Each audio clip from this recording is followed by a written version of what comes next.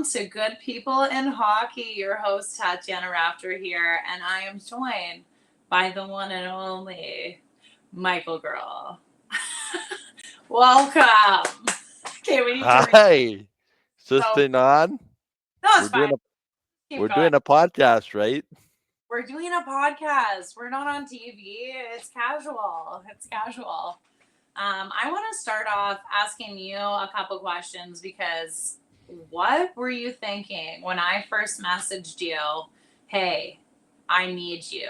I need to do this podcast right, and I want to do it with you. What were you thinking? What was going through your minds? I thought it was a joke, to be honest. Not a joke as in conceptually a joke, but I thought you were kidding. Like, why would she want to do it with me? Is the $1,000,000 question I had. What And we were then, about? Like, what were we talking about? well, but, oh yeah, And then I just kind of said, it started because you were doing your spring hockey promo. And I said, "Oh, what a great idea," was my reply. And then you were like, "Oh oh, maybe. yeah, I need to talk to you about a podcast." And now it's happened. We sat down with Arda today. That was awesome. We got into a bunch of conversations with him about a bunch of different Yeah. things. And people a bit more familiar with you because you are producing. You are pretty much the MVP and the champion behind the scenes. And I know people get to know you over the course of the podcast, but maybe you could just fill people in on a couple of the projects that you're involved with in media. For those of you that don't know Mike, I don't even actually know if you like when I call you Mike, but I call you Mike all the time. All the time. But you have Mike FM, so I feel like it's fine. And you've done everything from grassroots up to junior hockey. You've created a bit of a media empire, and I'll let you maybe speak on a couple of recent projects and things you're involved with this year. Yeah. So I got started in media in 2011. Well, 2009 before I went to this thing called education and got an education in the field. But no, so I've been with the Manitoba Women's Junior Hockey League since basically 2011-ish. Yeah, 2011, 2012, 2011, 2012, something like that. A year after the Jets came back. So 14 years. This will be my 14th season as the lead play-by-play announcer on the game streaming platform that I own, Game Time TV, which is where this podcast will be weekly, hopefully.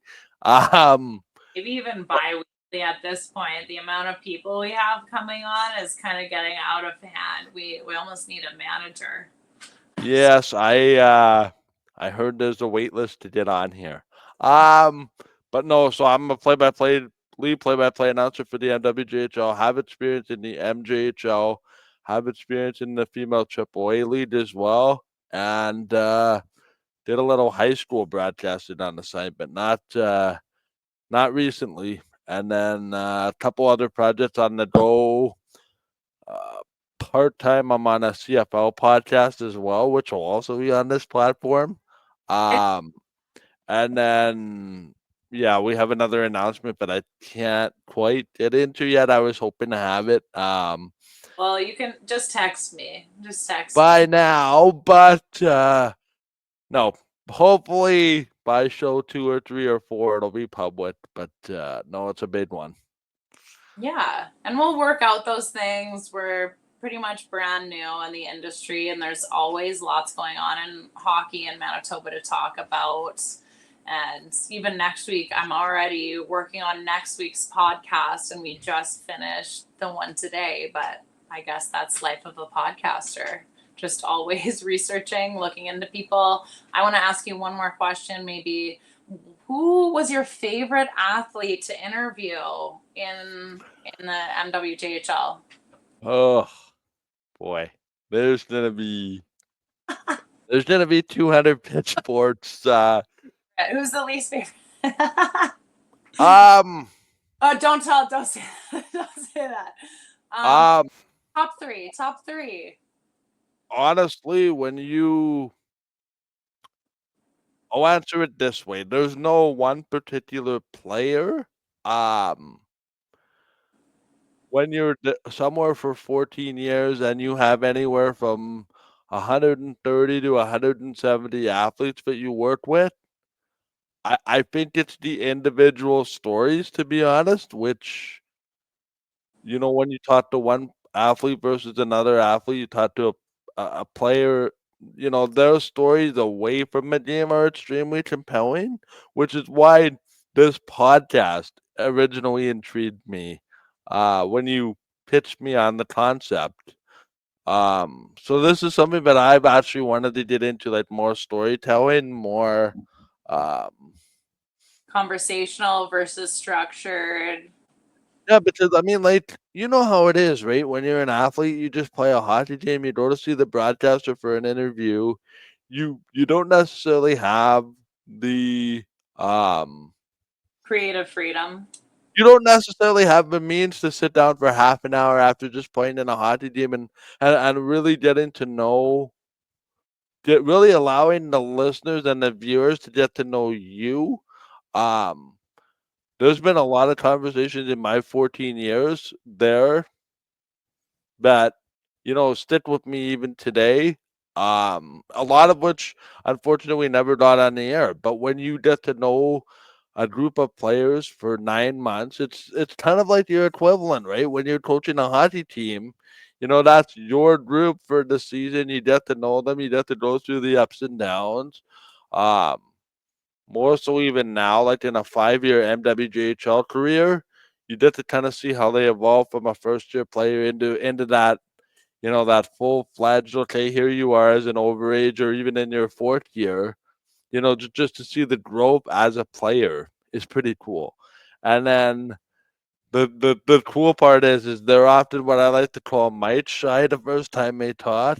Because they're never a lot of them, to say this politely, they're not exposed to the interview process on the girls/women's side of the game as much as the guys are, and just to see how they evolve as far as like being interviewed and being taught to as people over that period of time is very interesting. Hence why I They're going. have a hundred or so athletes that really stick in my mind over the course of 14 years.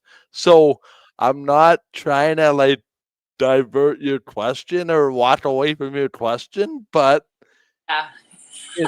it's a more not one So stands out rather than the concept. You know what I mean? what is the impact that your involvement in that league has had on you? Sorry, can you repeat the question? Your audio cut out there at the end. Then I'll rephrase. How has the league impacted you as a professional in the industry? Oh, okay. Yeah, I thought that's what it was, but I wasn't sure. Um, Quite honestly, it's given me a voice because, like, for people that don't know, and this is a whole new conversation, I have cerebral palsy and a hearing impairment. So getting a job in media is not necessarily easy. Like, it's not like you can walk up and say, "Oh, here's your sort of ticket to a job." I had to create opportunities for myself from the bottom, um, which included massive financial investments that I'm blessed to be able to make, um, to really make it work for myself. The whole thing is like when they say, bottom of the barrel, fighting for respect, that was me right up until even today. Like I'm still fighting some of those narratives of like, to be honest, like people say, oh, people with disabilities have no place in media. That's a very common refrain that I've heard. Um, to be honest, it used to make me very angry, but now it's just culturally not accepted. Whereas when I started, um, 14 years ago, actually I started in 2010, just into a voice recorder. Um, it was very, very frowned upon. So getting back to your answer, the league has given me a voice to be able to make it work. And I came in at a time, much like we're going to hear about in your conversation with Arda, where female hockey years ago was not what it is today, thanks to the PWHL and general registrations. It was so, as much as your stories didn't resonate, which we're going to hear about in a second, it was the same thing for me as a broadcaster. Like, people would say to me, "Oh, you're really going to be a broadcaster in women's hockey? That's not really going to get you anywhere." To which my response was, women's hockey is growing, and a lot of it was foresight and taking a chance and being able to um, make it work for myself Yeah. invi- in an inviting environment has meant everything. And what has the league meant to me? Absolutely everything for that reason. Um, as you know, you don't stay anywhere for 14 years if you don't like it. That's just the fact of the matter. I don't consider it a job at this point. Um, I'm grateful to work with a bunch of players and coaches that don't see my disability as a barrier for what I need to do, which also makes it easier. Because But for I work with you, I don't see that. I actually talk about you to other people and just say, I have the most skilled and talented producer. I would be lost. I would be lost. I didn't get a degree in the oh, field and and things like that, right? Like, you have so much knowledge and just so much expertise. And with all the years you've done this in the field, I am so impressed with everything that you're doing and continue to do. And I think that all the leagues that you work with are incredibly lucky to have you. You so bring you didn't have this as part of the opening, but I think you and I might have talked about this at some point. You have to come do color commentary for a couple of games with me. I thought that's already happening, right? It's already happening, and I'm telling you, it's going to happen going forward. Let me know. I'll be there. I will be in touch with your agent. But I that need being said, everybody's not here to watch me and you talk. There's a very inspiring conversation. Um, Tatiana, do you want to set this one up with Arda Ocal of ESPN? Um, yeah, set it up. What can we expect? was so great. I was late for the first of all, because people listening from Manitoba will understand the traffic was absolutely insane in Westwood and to St. James. There was a light out at Moray. I didn't even go there. I just heard about it and I avoided it. I took a bunch of back lanes. It took me an hour to get to my office. And plus, Mike texts me, you know, 30 minutes before, said, "Yeah, I'll be hopping on at 10:50." I said, "What do you mean? That's pretty early. It's at noon Eastern." He's like, "That's soon."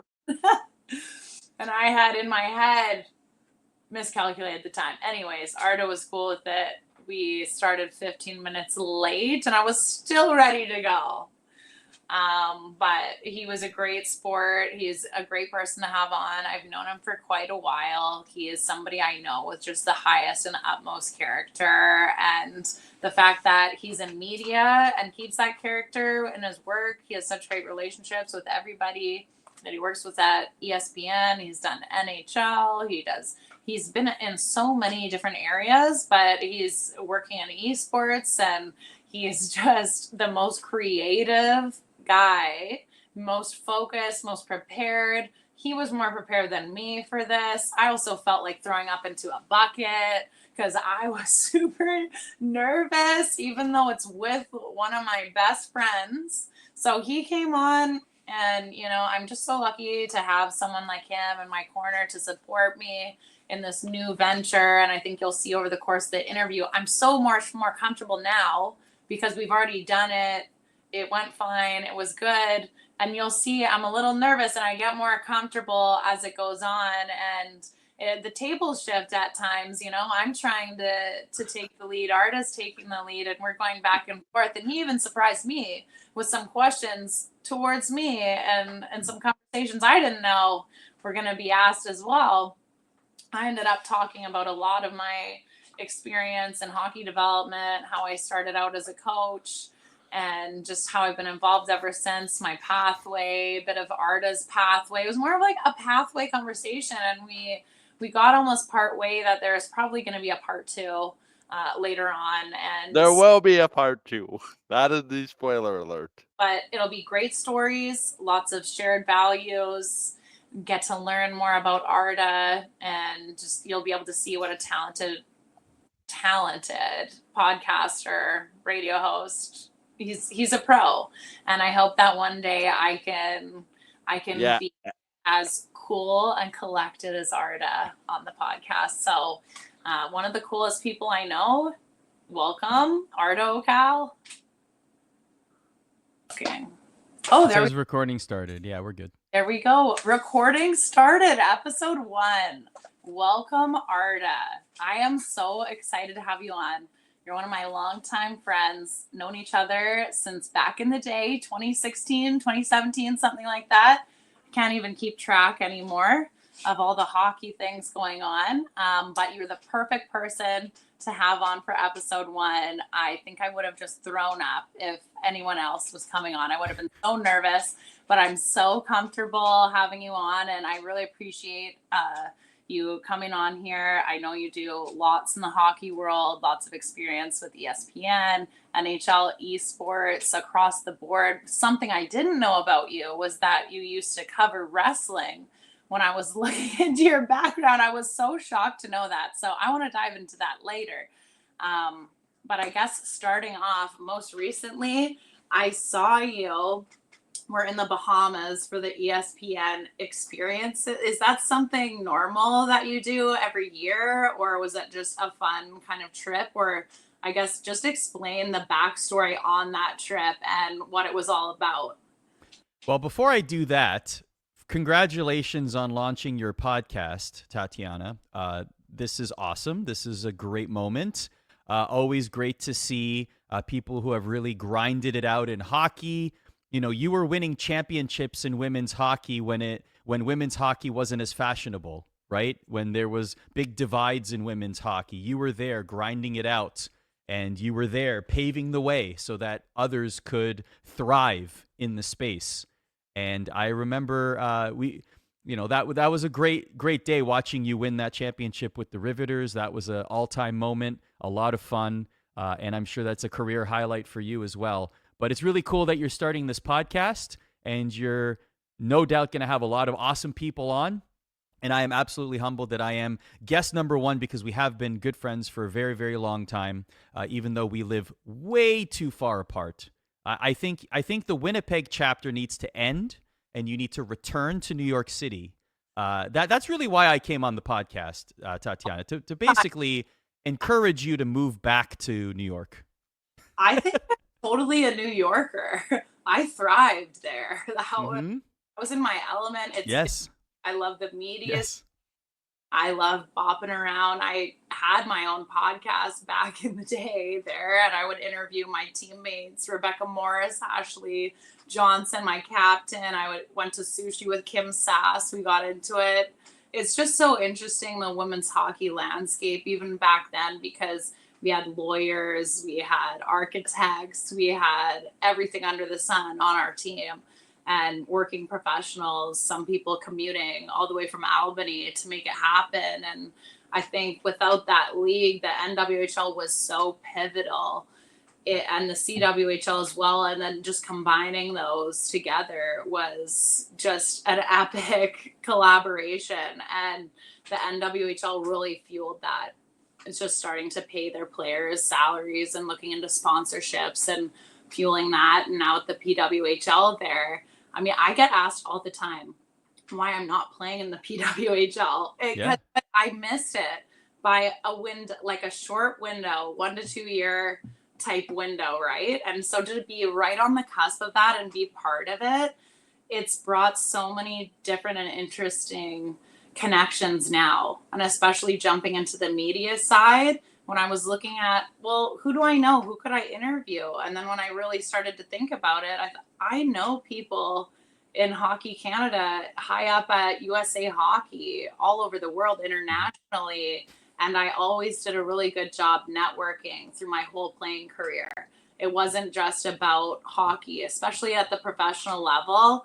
When you're meeting people from all over the world coming from top programs, debatably the NWHL, you could say, was the US Development League. And I played with the US Olympians in that league. So it was just such an interesting mesh of just being from Canada, knowing the Canadian system and coming over, learning about the States, and just having that overarching. It's your podcast. You can make up words. It's fine. I do have a degree. I have a university degree, but it doesn't show sometimes, Gets a little. I just love that you're starting this because, you were at the forefront of a lot of these conversations back in the day, and now you can continue to do that as women's hockey continues to thrive. And it's a great thing. This is again, big success. I know that you're going to smash it, as you do with everything that you've done, especially since I've met you. So you are a blessing for sure. And what else was a blessing was going to the Bahamas. That felt like me winning a championship as a broadcaster, Tatiana. Like, you don't get those opportunities very often, but you know what? You're going to celebrate those wins when you get them, You're just going to say, you know what? Okay, I'll go to the Bahamas on the company dime. And yeah, I'll schmooze and I'll network and I'll be, the person that you need me to be there and do everything that's expected of me. But at the same time, you know what? I'll dip my toe in the ocean. I'll enjoy the pool a little bit. Why not? I'll rip some pucks on the beach. So I brought the ESPN experiences is basically like a VIP experience for people to go to different sporting events. They've done it at the Rose Bowl. They've done it for like a baseball tour with MLB ballparks. They've done it at the Travelers Championship, and they now with the Bahamas for fantasy football leagues. And I decided, there's a couple of content creators that are going to be there. One of them, his name is Kickball Dad. He's he's really popular on Instagram. He's awesome, really, really great guy. And he's a huge Devils fan, massive hockey guy. So I was like, you know what we should do? Like, I texted him before we got there. I was like, you know what we should do since we're both going to be there? We should just like rip pucks on the beach and just make it into content. And he was like, absolutely. Do you got yeah. Pucks and sticks. Yeah, exactly. And I was like, he's like, do you have a lefty? And I'm like, I'm lefty. Perfect. So I packed my little Bauer stick and I'm going through customs at the Bahamas, right? And they're looking at me like I have 3 heads. They're like, what is that? And I'm like, time to grow the game. Time to grow the game. So I'm like, hey, this is a hockey stick. Look at this. And then they're like, can we try it? Like literally at the customs gate.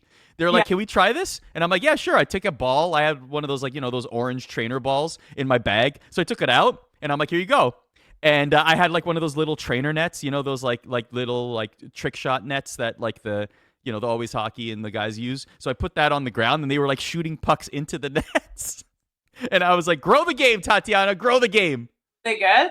Were they pretty good? Not bad for the first attempt. And then when we got to the beach, the people that were like selling the cigars and like pineapples and stuff, like they walk up and down the beach, they all stopped. And one guy knew who Gretzky was. He's like, he stops, he grabs the stick and he's like, I'm the Wayne Gretzky of the Bahamas. And he raises a stick in the air and he starts taking slap shots. He missed a couple. Like, it was as if I was playing golf or something, but like, it was pretty funny. I was like, this guy's awesome. Yeah, it was great. I love that he just knows Gretzky and that's his reference because he's the greatest of all time. But, there's now that are so skilled for him to just reference.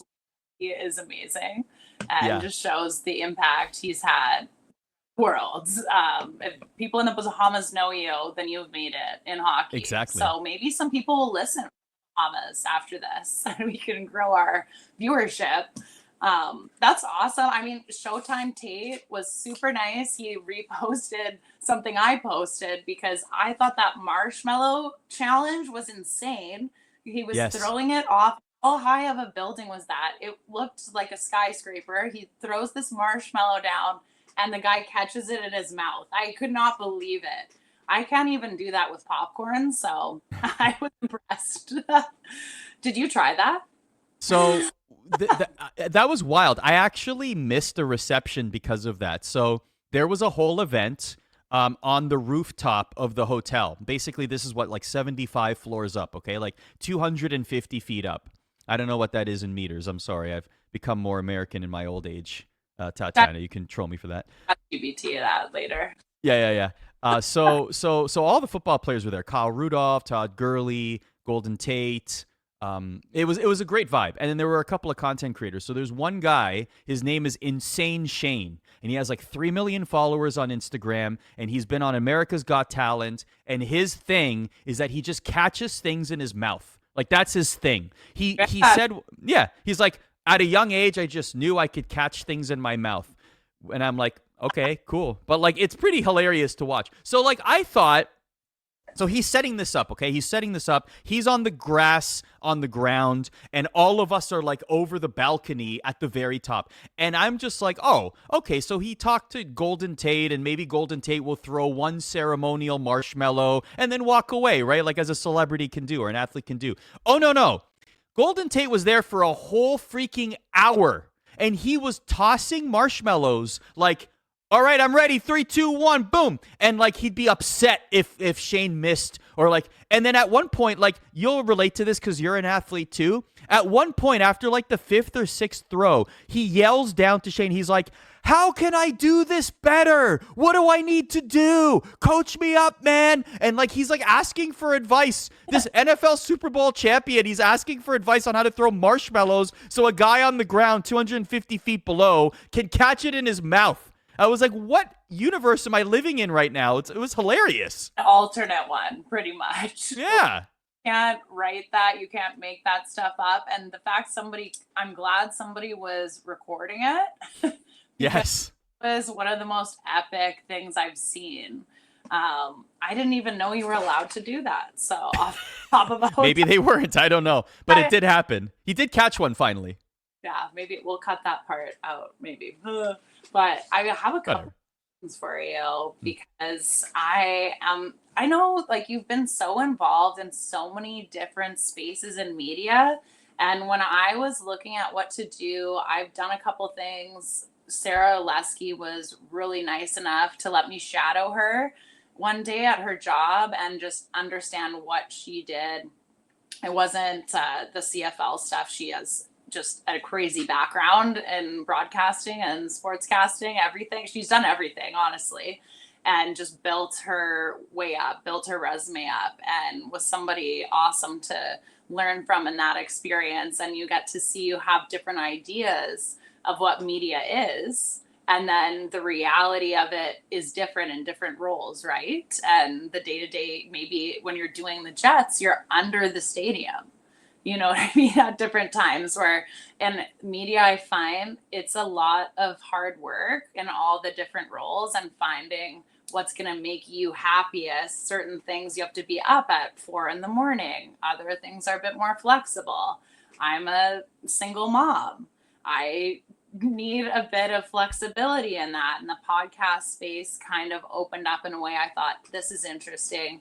And I really feel, for some reason, I really believe in this podcast and the message behind it, and just really embracing integrity and ethics, and really showcasing the great people in the sports industry and specifically hockey. But like from your background, how did you shift along? And maybe did that change as you grew your family, or did your interests change? I guess just kind of walk me through your career and why you made different changes and how you were able to elevate professionally. Yeah, so I started like most broadcasters do. I got a degree in mathematics. Very linear, very obvious, right? Yeah. So I did that at Waterloo. I thought I was going to be like a project manager or like an actuary or something like that.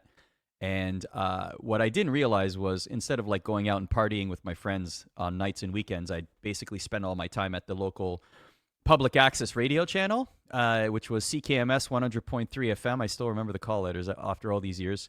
And then the local school newspaper was called Imprint. And I would just like basically write articles and edit and, like volunteer until they just gave me a show, at 2 a.m. on a Sunday or something like that. And I didn't care. It was a lot of fun to me. But I always thought it was a hobby. Like I never thought that, like Tatiana, I didn't grow up with friends or family in the industry, right? Like there's no nepotism here. There's no like favoritism, anything like that. Like I had to, everything that I have been able to accomplish, and you can relate to this because you know how hard it is to become an athlete and play at the top levels and succeed at the top levels. Like to get, when you're at the top 99%, to even get to that extra 1%, you have to work so much more exponentially harder in order to reach that mountaintop or to even have the opportunity to do that. And so I didn't have any connections whatsoever. I basically, after I graduated, I had a desk job for a few years. I was a project manager, like an implementation analyst, like, very boring stuff, I guess, comparatively. And then nights and weekends, again, I just go to the Rogers TV. And the benefit for me there was that Rogers TV had the rights to show OHL games and AHL games. So they were showing games like, Marley's broadcasts. And at the time, the Brampton Battalion and the Mississauga St. Michael's Majors, like at the time, right? And so that's where I got my start. Basically, the way it works there, at least during my time, was whatever role was available and whoever was available, because you were making like $20 a game. Like it wasn't a full-time job. It was very much, hey, you're getting your experience here and you're going to do everything. So one game I was between the benches. The next game I was calling the game. The next game I was color commentary, like things I had no business doing, but that's the way it was at that level, right? So you just did everything. And so I did that for a few years, and I'd say around like 27, I kind of caught the bug and I was just like, I keep doing this and I have more fun here than my real job. Like I saved enough money to scrape by. Like I wasn't making good money or anything like retirement, obviously, but like, what's that? You're passionate about it and it was killing you. Yeah. Exactly. I was super passionate about it and I decided, let me give myself like a year or 2 years and I can scrape by. I have enough savings. I just want to give this a try so that at least in my head, it was at least when I'm like 60 years old and I'm looking in the mirror, I can at least say that I tried as opposed to why didn't I try, right? So I did. I quit my job and I pursued it. And luckily, I got like incrementally higher in my career enough that I could justify continuing. And then I landed at a place called The Score, which is now, many people might know it as a sports app. But back then, it was a national network.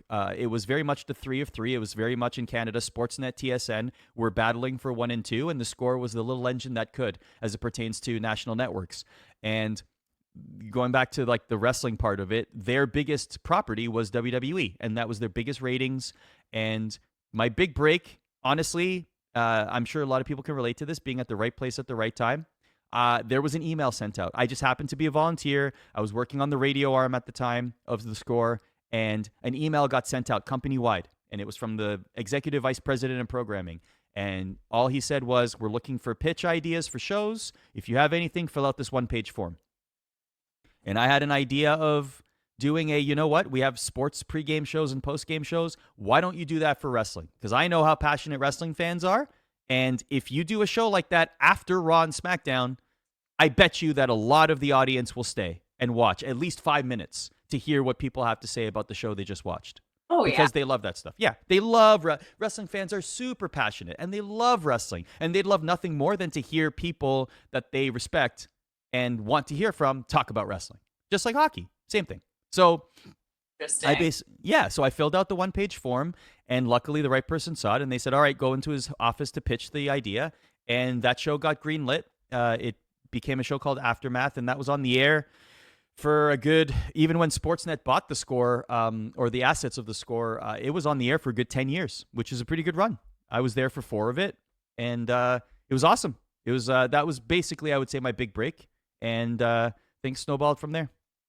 And then I guess just going back to when you were talking about you had saved up from your jobs. And that, for me right now at the stage of life I'm a mom.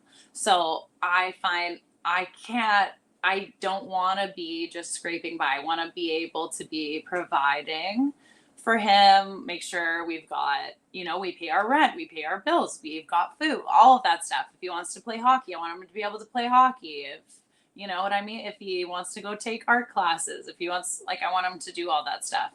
Luckily, I have a lot of those skill sets. So he's got a free hockey coach. Pretty good deal. Right. Tatiana Pretty good hockey coach. all this fall. But in finding those jobs, maybe you have a take on that. For me, I have had various different jobs. I'm a high performer. I used to work in finance. I loved it. But if I'm doing finance and I'm a mom and I'm coaching hockey 25 hours a week, that is a big mental load, right? And then I found kind of over time, I really need something where I can think about hockey. I can think about my passion projects at the same time I'm working. And I really didn't like sitting down and being still. I wasn't active enough. I felt like I didn't have enough energy at times with, drop off at daycare, go to work, then pick them up, take them to the gym with childcare, go home. And you have just, it's really tough to balance that. And for me, I work for Peachy Clean right now, part-time. It has been the best job I have ever gotten.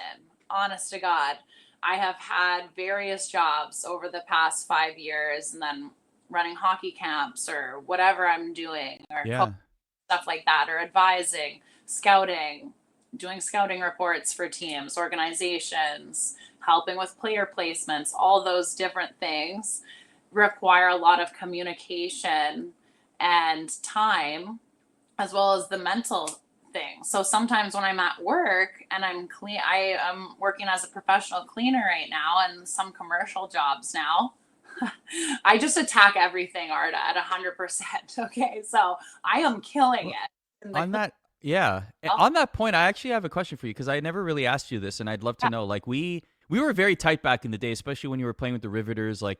Obviously, I was a big fan of yours. You played the game really tough, and you were on the ice. I know. You let me touch the cup. Let's just be clear.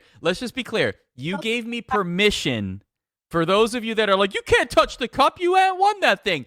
Just to be clear, I was given express permission, and I asked you, and you were like, yes, you can. I was like, great. That's all I need to hear. That was my blanket permission to be able to lift the cup for the remainder of the evening. That was fine by me. That was enough. I was good. At that moment. So, but okay, so we were very tight in that time when you were playing with the Riveters. Your career has taken you multiple places, including overseas. You went to Russia at one point. You have traveled for hockey pretty extensively, and I wanted to, and that's a very rare thing, right? To be at such a level, at such a high level, that you are in demand to either play or coach at a high level anywhere in the world. So I was just curious, tell me about that journey, to go overseas. Where were you at your point in your life and your hockey journey? What was that like? It has been wild, so I would describe it as you do an annual assessment, really. And I've been doing annual assessments, since I started at UBC. And I would say every year is always a little different, and you change as a person, and your interests grow and expand. And, especially when you come to the end of your university career, you're starting to think about different things, and you're balancing pressure of, do I need to start getting into my professional life? Should I keep playing? Or especially in female hockey, if I had been compensated in the same way as the male game has advanced, for example, I'm probably golfing right now. You know what I mean? And so there's the financial constraints as well. And, I'm always working. I've worked since I was 14. I started working in hockey. And so I have, as of this January, I'll have over 20 years of experience in hockey development, and I'm 33.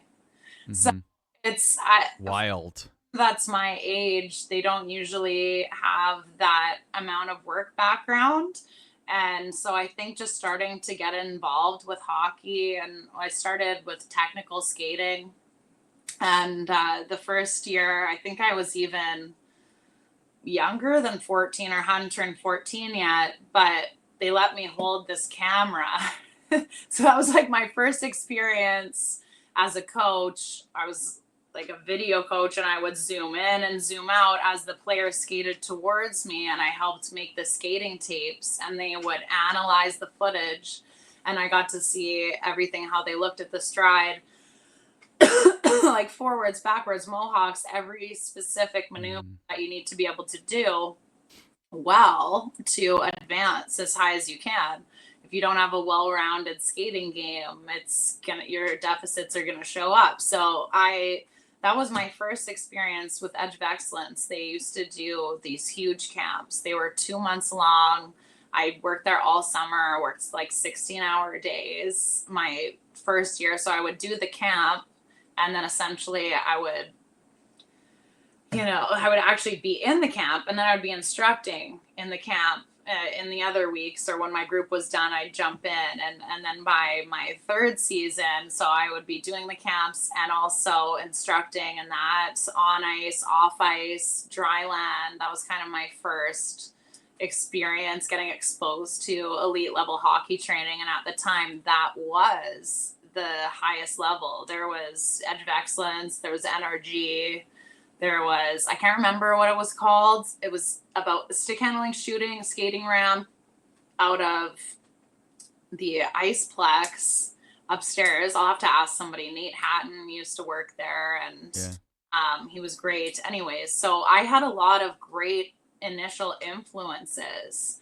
as a kid, and I could take that and apply that into my training and that. And I just found it so interesting because I always learned things that I could apply to my own game all the time from the people that were around me. And as I lived in Winnipeg, it started to branch out. I worked for Larry Bumstead, had his influence. His influence was very pivotal. Blah. I haven't even had my coffee yet. Okay, I was stuck in traffic. This is my third. I should have made you one. Yeah, I got that by Amazon. Get it here.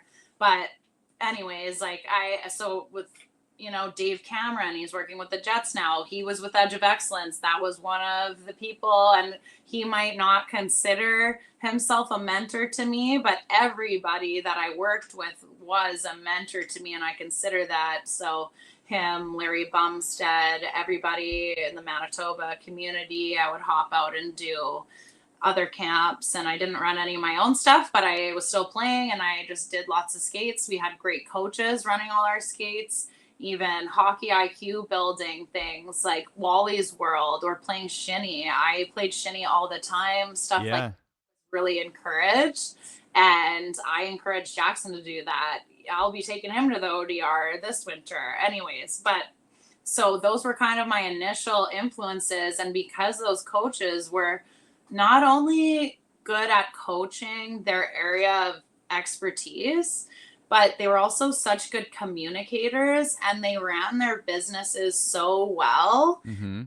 So I never was in a situation where I was working for somebody that didn't expect their staff to perform on a high level. So on the ice and the hockey programs that I was with, as well as the people that I was working with, it was a high performance environment 24/7. So that's only influences. I was really lucky in that way. Even my coach, Mike Houston, was amazing. I remember him. He was my U15 coach when I played for the Titans, and he was just the best.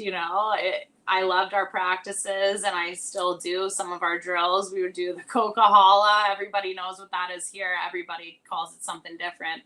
Canada Cup is what the Americans usually call it. But so I even had great drills, influences, stuff like that throughout my years as a preteen, a teen. And then when I went to UBC, I'm going to start to answer your question, but that's the backstory. is my first year I had a different coach my first 3 years at UBC. And so this is where I started to do what I would call an annual audit of my year and my relationship with hockey. I always did an audit on the year with myself and redefined goals and what I wanted to do. And it was always important to me, is this making me happy? Why am I doing this? And should I just focus on studies? Are there other areas that I want to focus on? But I was also, I had scholarships for basketball and hockey before I committed to UBC to go there. I felt like with hockey, I just had this gut feeling I have potential. I always work hard. I always get better. I always improve every year.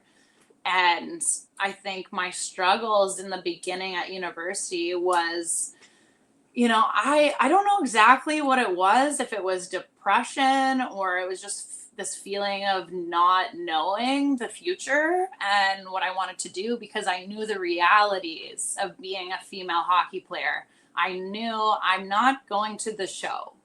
I don't have anywhere to play after university. There's the CWHL. I shouldn't say there's nowhere to play. There was the CWHL there. They were kind enough to draft me when I didn't know what I was doing or where I was playing. I actually did get drafted to the Calgary Inferno. Their ownership is amazing. Kristen Haig was great. I have ADHD. This story is going to take a long time, but it's your podcast. People should know, right? Like people know you, but they may not know your story. So this is really interesting stuff. And so I guess as a teen, your relationship with hockey and a young adult is a little different than when you get to university. You're balancing the studies. And I wasn't the person that knew what I wanted to do with my life. What I wanted to do was coach in the NHL. That's what I always had in the back of my head, that I wanted to head coach in the NHL. That was always my goal. I don't care what it sounds like. That is what, in my head, I said, when I'm done, that's what I'm going to do. Because I felt I have a really high hockey IQ. I was able to connect with my coaches. Not so much my coaches my first and second year. I had a tough season my first year and second year, as did everybody on our teams, because I don't remember which season we won one game, and then the next year we won 2 games. So overall, that's just not great. And I wasn't used to losing, really. Yeah.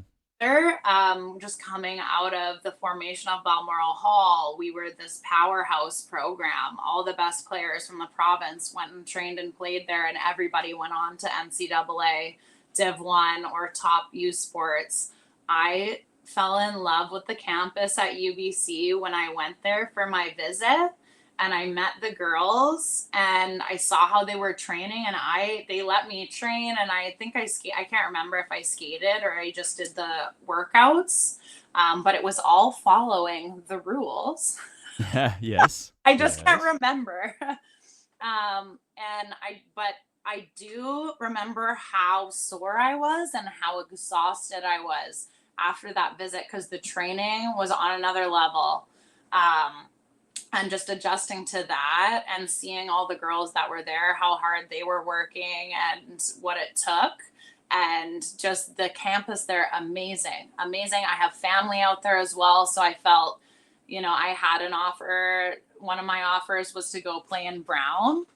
And I didn't even go for a visit there, because I knew I'm paying for university, and I didn't feel good about if I got an injury or something, and then I've taken a year or 2 at school, and then I'm on the hook for over $40,000 a year for my tuition, right? And I didn't know, transferring my degree, am I going to be able to transfer it back to Canada?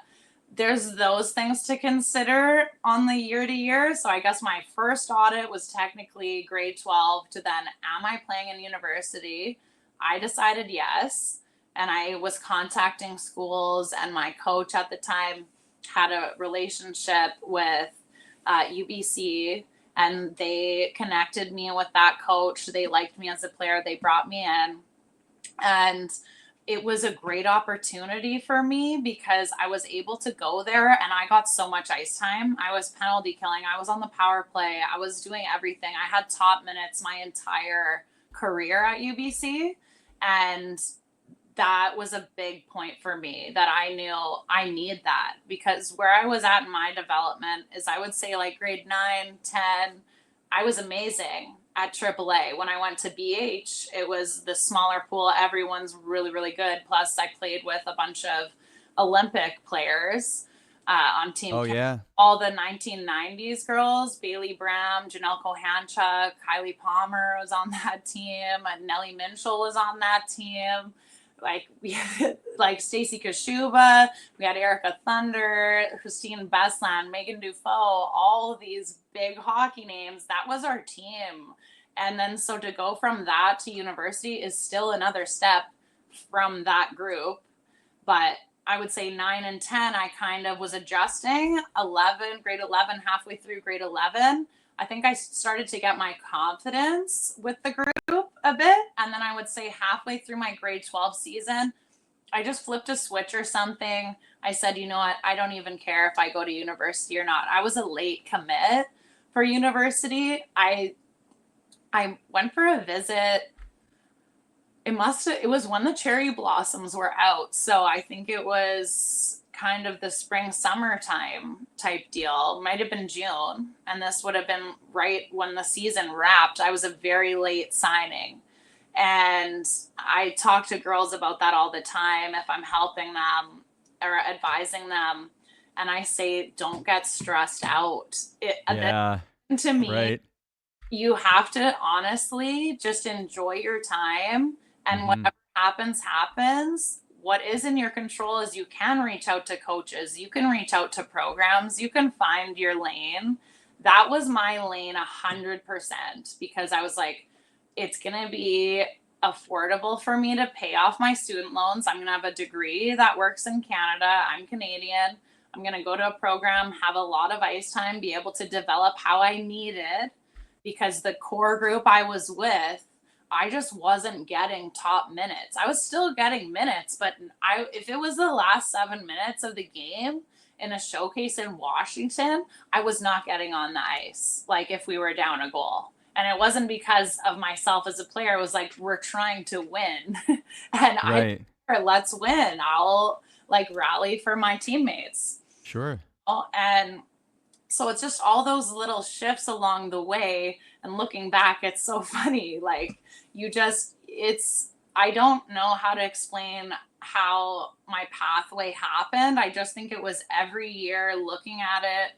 What do I want to accomplish this year? After the first year, I almost quit hockey after my first year at UBC. Wow.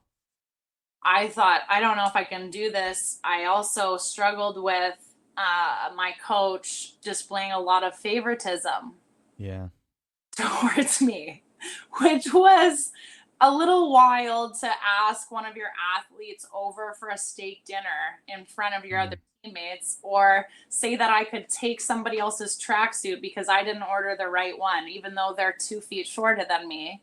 I didn't take that tracksuit, just saying.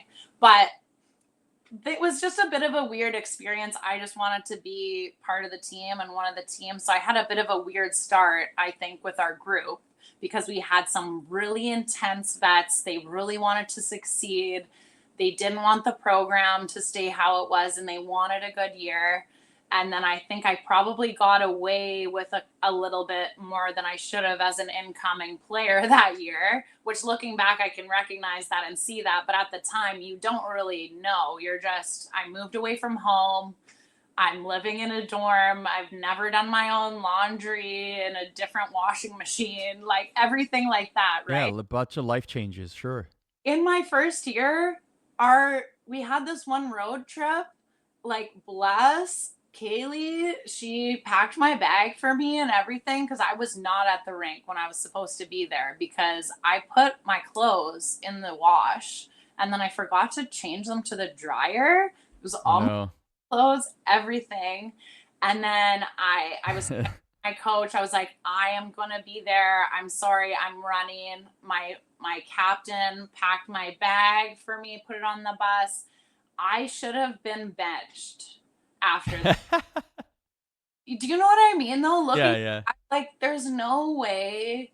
No, like, I was right on time for when the bus was leaving, but if my teammates hadn't picked up my slack in that moment and helped me, Life lessons. Yeah. it was nice that the head coach, she sat down with me and she said, okay, like, I thought I was about to get ripped a new one and probably kicked off the team or something, because it's just a no to not be punctual in the hockey world, especially if you're leaving on a bus trip. Like, the bus will just leave. Yeah, of course. Of course. If you're on time, you're late. Like, you're make it your own way. Yeah. Yeah. If you're 5 minutes early, you're on time. Yeah. And she had me come up to the front of the bus after like 30 minutes. I was probably sick, feeling just sick to my stomach. And she just says, is everything okay with you? Is That's everything good. That's good. okay? Like, I appreciated that, though, because I was out there really on my own. My aunt and uncle, my auntie Cheryl, Uncle John, they live out there. They pretty much had me over for Sunday dinners all the time, unless I couldn't go for whatever reason. But I wanted to go. The food was so good. But my grandma also lived in Victoria. We'd take the ferry over, whatever. But I'm at school. I'm in my buck. Like, I am responsible for everything that I was doing. And that adjustment was really tough that year. But Yes. then just the season, just not it. You know, I was getting points and stuff. I wasn't enjoying myself, like, honestly, because who would enjoy that? I don't think anybody's ever enjoyed a season where they've lost every game practically. And then the next year we had another coach. She coached, I guess she played for University of Toronto. They had a perfect season. She came and coached with us. It just didn't work out that year. I think they just wanted the program, the performance of the program to improve with the new coach, and it didn't. And they got Graham Thomas in the third year, and our team was the same from the second year to the third year. And we had, I think, one walk-on player who was awesome, Laura Wheeler. So we didn't expect to have her. She ended up committing. And then I can't remember if Danielle Dubé came in my third season or my fourth season, but she played for Team Canada in the past, and she had children, a husband. She was a firefighter later in her career, and Wow.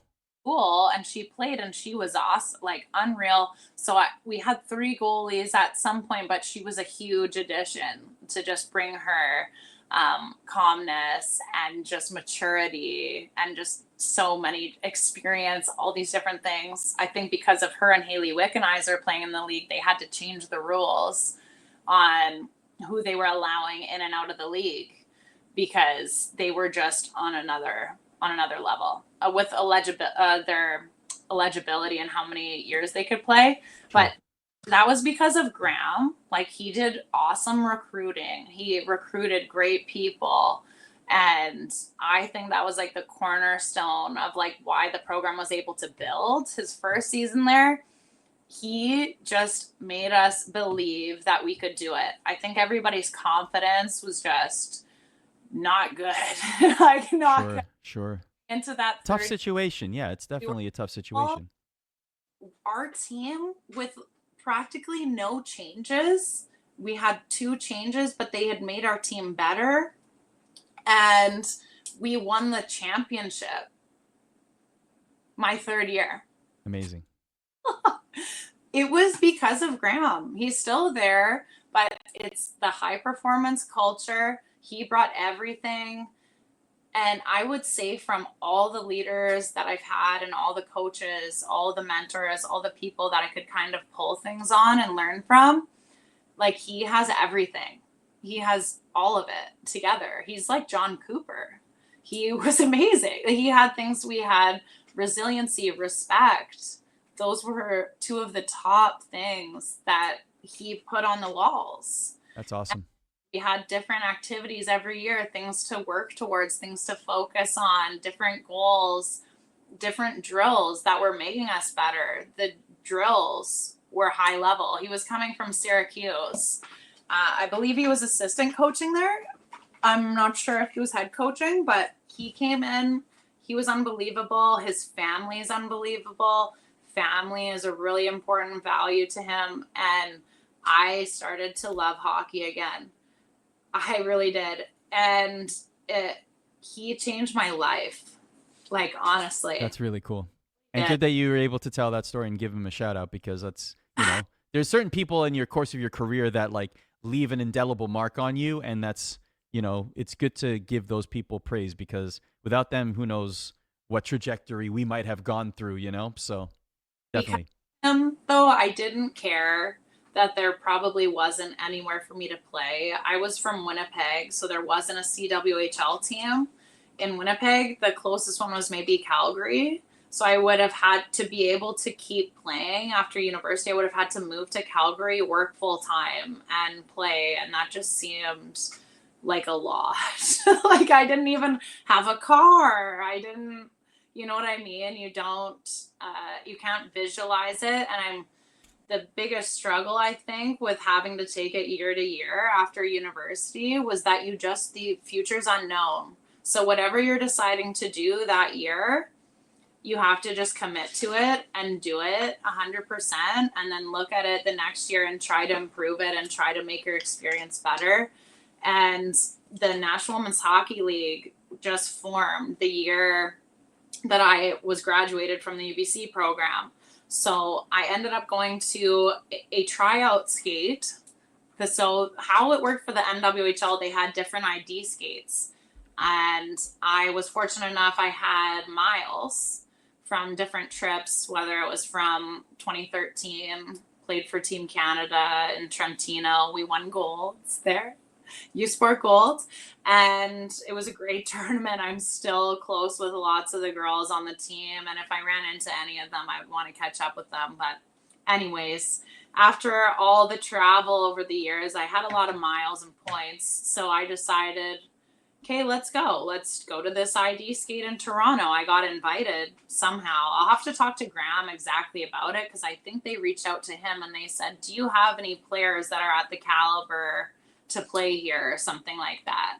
And he had referred me and a couple other of my teammates, and I ended up being the only one, I think, that year that went. Sarah Casorso was also playing in that league, but I believe she played there after I was playing there, because I would have remembered playing against her. Right, sure. She was an amazing hockey player and owns a brewery now. And so she's making hops all the time. I don't know how to make beer, so something with hops. How can you call yourself Canadian? Anyway, there's a lot of microbreweries here now, but I think she kickstarted it. Like, she really was into that and the science of beer, and she's amazing. So that took off for her.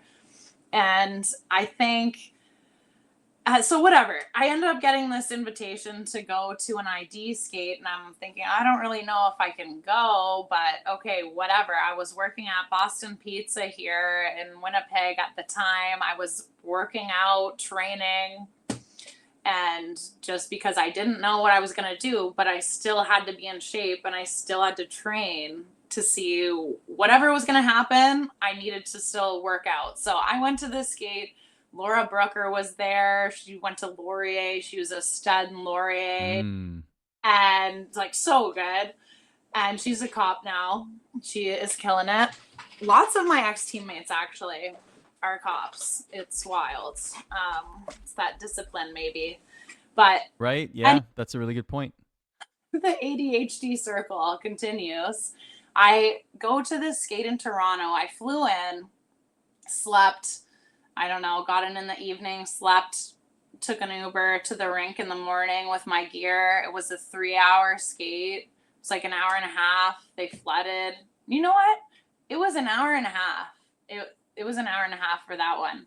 And after that one, there were different girls getting, they were kind of getting interviewed or just talked to by different teams in the NWHL that season. And they were getting signed on the spot after that.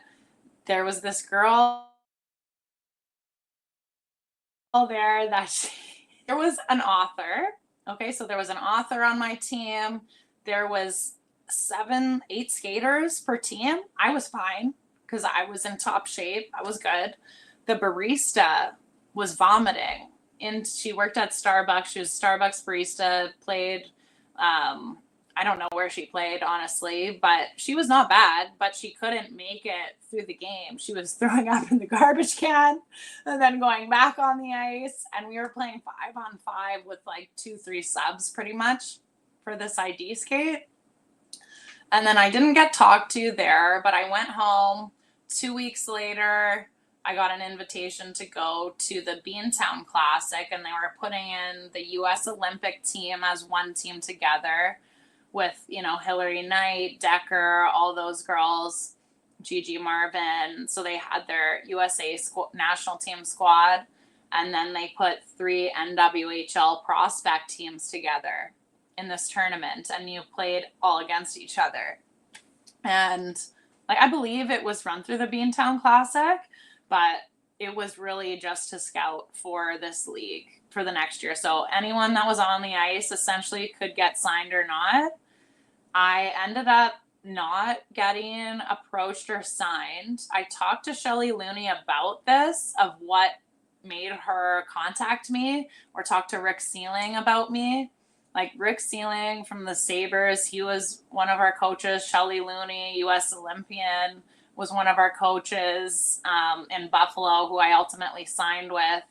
And I asked her, why did you sign me? Because it was weeks. I think it was so I go to Toronto for this skate. I'm back to BP hosting, seating people at tables. Then a couple weeks later, go to Beantown Class. They probably hated me, my employer there. I left for this other skate. And I'm like, because at restaurants, you're supposed to get your shifts covered. And I was like, well, I'm going, so.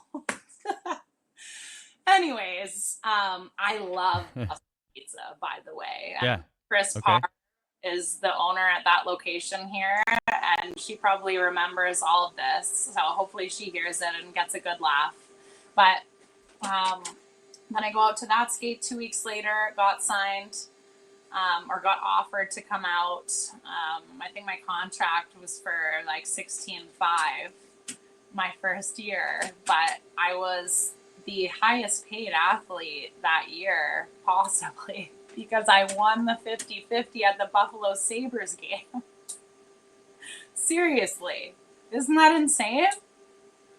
Insane. That's unreal. But that's not the way it should be. But all to say that you've had a very honestly, I know that you just tip of the iceberg here on your career and trajectory, but it's been a wild ride. It's been pretty spectacular. That's just part of it. Exactly. That's just part of it. Be back to the NWHL the next year. I was living in Vancouver. I had one course to finish up that I didn't over my 5 years or whatever. I was retaking stats. I failed stats by 0.5% the first time I took it. The second time I took it, I ended up with 87%. So I don't know what happened there, but that was a tough course for me the first time around. So I just dedicated my time to that. I worked in the summertime between my pro seasons. I worked at Earl's in Yaletown and lived with this girl, Rio. She was awesome. We had a basement suite together. And it was actually so fun, but pretty much all I did was school, work, and went to the gym, and didn't know if I was getting a contract for the next year because I only had a 1-year deal. Everybody did, I think. Don't quote me on that. I don't know. Hillary Knight probably had a 10-year contract. Who knows? But anyway, I end up getting a call. I'm on my way to Earl's Yaletown for my shift. And I'd woken up that morning. The only time I was able to work out was 5 o'clock, worked out at 5, did my studies. Then I'm taking the, whatever it's called, the train, the Super Transit. Love the transit in Vancouver, by the way. It's really good. We could take some notes in Winnipeg. I would love to have a super train like that here. Just get downtown. That's for probably another podcast, traffic podcast. I'm on the train I get a call from Chad Wiseman. He used to play for the Devils, and he was coaching the team in New York. And so one of his players that he had his full team sign that year. One of his players, for whatever reason, couldn't play. I don't remember where she went, but he said, "This is the deal. This person left. You want to come in and fill this role?" And I said, "Oh, do I have to let you know right now?" He said, "I need to know in half an hour." So I said, "Okay, I'll call you back." I take the train the rest of the way, and I'm just thinking, seriously, I'm going to go move to New York and play there? I'm so glad I did. Like, we won the championship that year. I learned so much from Chad, just from a development perspective. He really dove deep, and I got a full glimpse of USA hockey style development from him. He also implemented systems from the Devils, so we had the same systems as them. If we went to the games, we would see they're utilizing kind of similar systems. And so that was nice too, to be able to go to those games and pull from that and watch video and stuff like that. And I just, how he ran practices, the tempo of his practices, I would say out of every coach that I've ever had, he could get 190% out of every player. He was just so honest. He was a real leader, and like had a big impact on me from the sense of when I started head coaching.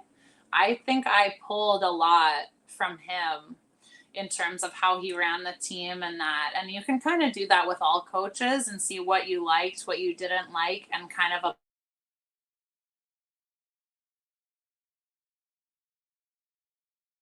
apply that in. And I didn't know what we were going to do. And essentially, oh, we're back. We cut out for a second. Didn't know what I was going to do after that season either. Middle of that season, not even the middle, they actually cut our contracts and we became independent contractors. And my visa was changed and I couldn't work in this. And I'm like, well, I'm going home. And so I was at one of our games, and this is where I met my billet family that ended up becoming my host family that year.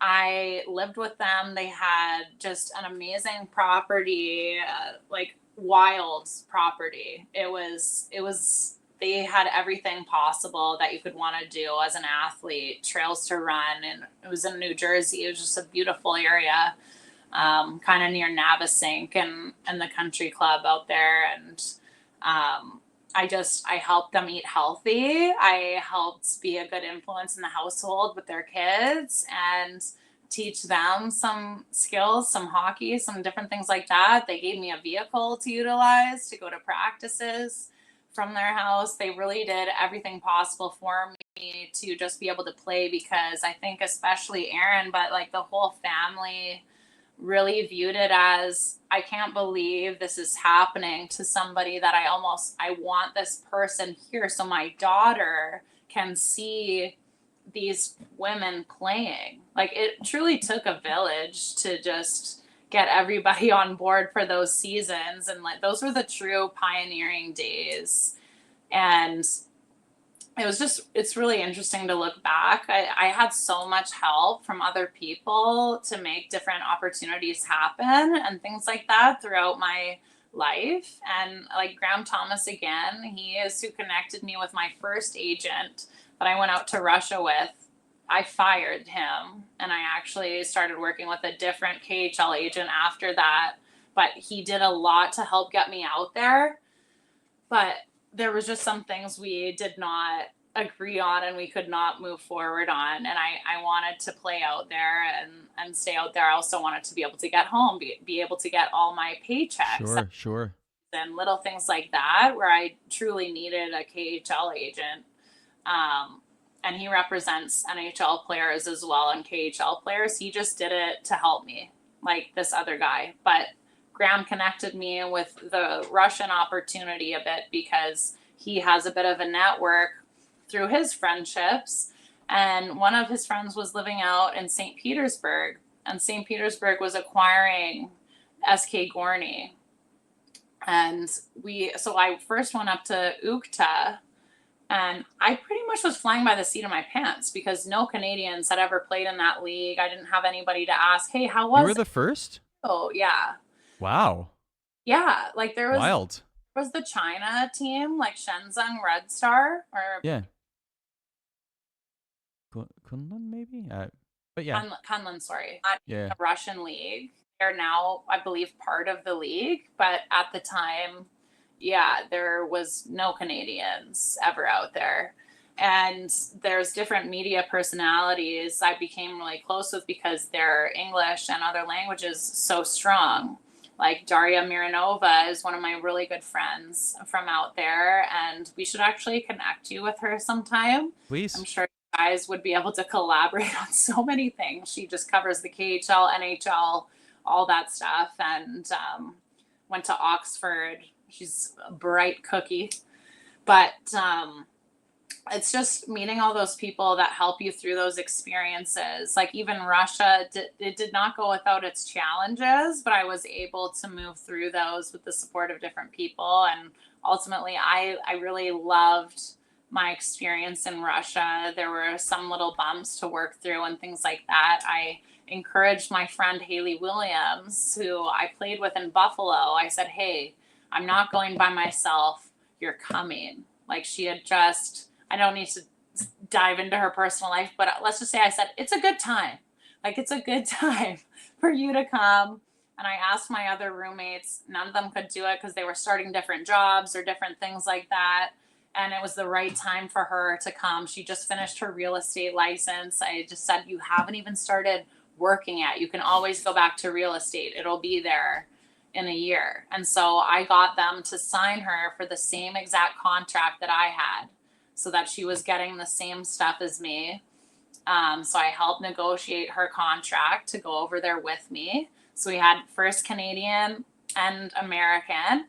We went out there. We went up to northern Ukta, which we flew all the way to Moscow, and then I believe it was a 3-hour flight. I don't remember. It was long, and it was a cold flight. It was very cold in the air. I wish I had a blanket for that one, but somehow made it.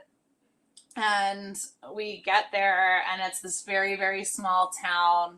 It was beautiful. The trees, you couldn't even see the top of the trees. That's how tall they were. And they were this white color, like maybe that big, shot all the way up, hundreds and hundreds and hundreds of years old, these trees. And you got to walk through these pathways, through these forests to get to the rink and stuff. Mind you, when I went out there, it was actually, there was no sun really. Like when the sun was out, we were in the rink and we did very military style training to get you the idea of that. I should be like in North America as a power forward, maybe like third line pro by the end of my time with the Riveters. Yeah. You know, I myself up into like a third line role. Feared third line pro. Let me just quantify. Okay. You were throwing bodies on the ice. Okay. You were playing the game the right way. Feared third line pro. Let me just say. Pretty scary, not gonna lie. Okay. Who would not expect that from talking to me though? No. At all. Off the ice, total sweetheart. On the ice, destructor of worlds. Ah, full steam. Fast too. Like I'm fastest skaters out there, right? Like so when I'm going, people are like, "Holy crap!" Because I'm like 6'1" on skates and love to cross check. So no one really messed with me out there. But I never got in a fight. But it was usually one and done, right? Like just I used to just dump girls on the ice. Not my best attribute, but you kind of got to have that toughness at that next level. You absolutely do, yeah. Your own, and you have to let people know. It's a long season. But I think that we need to wrap up because you need to go back to work. I will say this, though. this cannot be the last show. Like we're ending on a cliffhanger here. We have more of your career to talk about. So I am going to commit to coming back on the show at some point in the near future, if you'll have me, because who knows, in a couple months you might be, on to like you might have like Tom Hanks and I don't know who else on the show. So like I might not fit the bill anymore. Okay, I'm just saying, I don't know. You might have Wyatt Russell talking about his goaltending days in Burlington, Ontario. I mean, like, listen, the sky's the limit here for you. It's going to be so fun. There's so much to talk about. Mike just texted me right now. He's like, part 2 is happening. He's Yeah.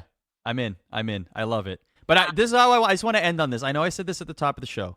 First of all, I'm glad you're doing this personally because you have a lot to share. As tip of the iceberg, what we just heard. For your career, you were a pioneer in women's hockey. You continue to trailblaze. You continue to, exactly. You continue to pave the road and make your own lane, which is super awesome and super important. And you know that I appreciate that and value that as your friend, but also as somebody who has a big value to hockey. So good on you for doing this podcast. Good on you for starting it. I'm glad I was here for the first conversation, and I will be here for many, many more. So good vibes on the launch of Good People in Hockey. You are a good person in hockey, and we need more good people in hockey. So I'm glad that this is a place that we can all congregate and have a good vibe and good conversations, because good people in hockey are very, very important. And there's a lot of people that do the great things in hockey, and it's just hard if there's it's like anything, positives and negatives. When there's negative things that happen, it's such an impact, and it takes so much work to rebuild it. Now, even in youth sports, I do a lot of advocacy and governance for youth sports, protections, ethics, and integrity, all of that. I really appreciate you coming on, because you have all of those values, all of those things that I'm trying to do offline and in the arena in real time. And I feel like you're somebody that you never compromised your character throughout your entire career. You worked hard, you worked your butt off, and you did it respecting people and doing things the right way. So thank you so much for coming on, and we'll talk soon. Absolutely, we will. Okay. Well, take care. I'll probably text you in 5 minutes. Yeah, okay.